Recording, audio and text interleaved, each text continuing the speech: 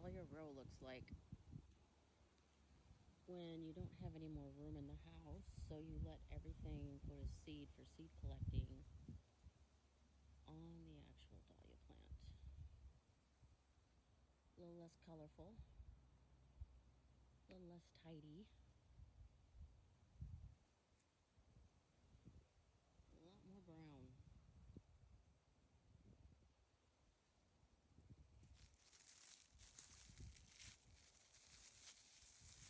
I have a hard time getting seeds from dahlias.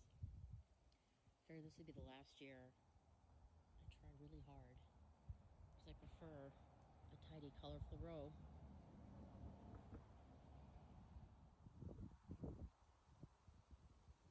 I will do a video later. Wow, all the beetles have taken over this plant. To show if I get any seeds from these. I'm guessing no, I just don't have good luck. And it's not a pollinator issue. My garden is overwhelmed, overloaded.